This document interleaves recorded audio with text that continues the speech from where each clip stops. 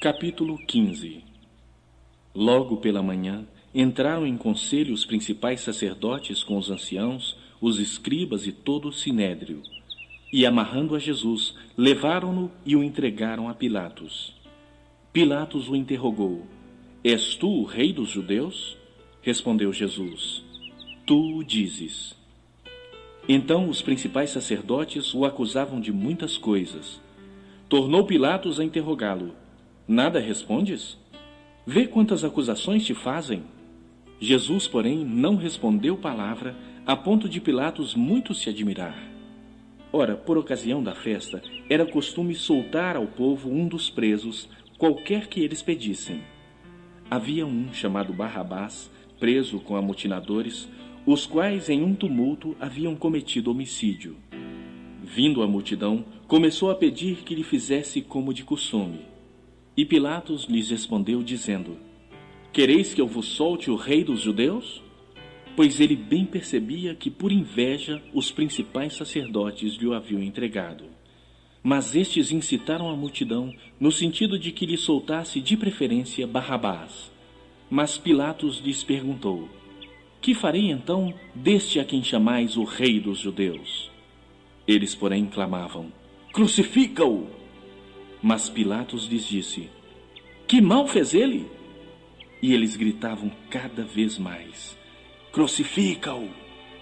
Então Pilatos, querendo contentar a multidão, soltou-lhes Barrabás, e após mandar açoitar a Jesus, entregou-o para ser crucificado. Então os soldados o levaram para dentro do palácio, que é o pretório, e reuniram todo o destacamento. Vestiram-no de púrpura e, tecendo uma coroa de espinhos, lhe a puseram na cabeça. E o saudavam, dizendo: Salve, rei dos judeus! Davam-lhe na cabeça com um caniço, cuspiam nele e, pondo-se de joelhos, o adoravam. Depois de o terem escarnecido, despiram-lhe a púrpura e o vestiram com as suas próprias vestes. Então conduziram Jesus para fora, com o fim de o crucificarem. E obrigaram a Simão Cirineu, que passava, vindo do campo, pai de Alexandre e de Rufo, a carregar-lhe a cruz. E levaram Jesus para o Gólgota, que quer dizer lugar da caveira. Deram-lhe a beber vinho com mirra. Ele, porém, não tomou. Então o crucificaram e repartiram entre si as vestes dele, lançando-lhe sorte para ver o que levaria cada um. Era a hora terceira quando o crucificaram. E por cima estava em epígrafe a sua acusação: o rei dos judeus. Com ele crucificaram 2 ladrões, um à sua direita e outro à sua esquerda. E cumpriu-se a escritura que diz: com malfeitores foi contado. Os que iam passando blasfemavam dele, meneando a cabeça e dizendo: Ah, tu que destróis o santuário e em 3 dias o reedificas! Salva-te a ti mesmo descendo da cruz! De igual modo, os principais sacerdotes com os escribas, escarnecendo entre si, diziam: Salvou os outros, a si mesmo não pode salvar-se. Desça agora da cruz o Cristo, o Rei de Israel, para que vejamos e creiamos. Também os que com ele foram crucificados o insultavam. Chegada a hora sexta, houve trevas sobre toda a terra até a hora 9.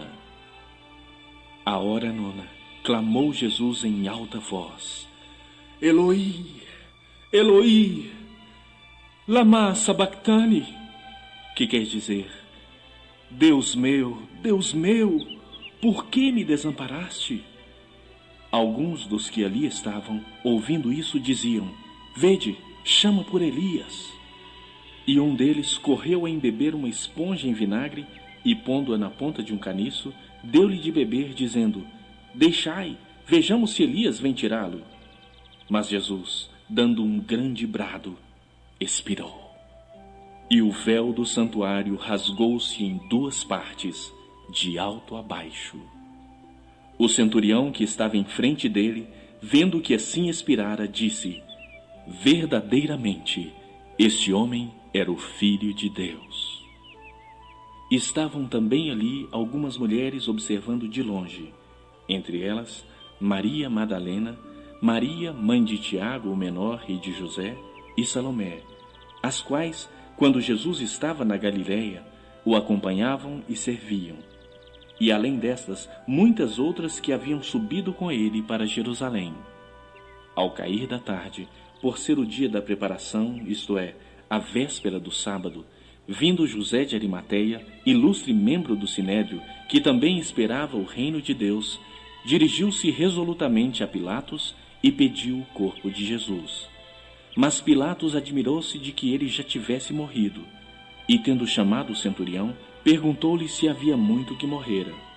Após certificar-se pela informação do comandante, cedeu o corpo a José. Este, baixando o corpo da cruz, envolveu-o em um lençol que comprara e o depositou em um túmulo que tinha sido aberto numa rocha, e rolou uma pedra para a entrada do túmulo. Ora, Maria Madalena e Maria, mãe de José, observaram onde ele foi posto.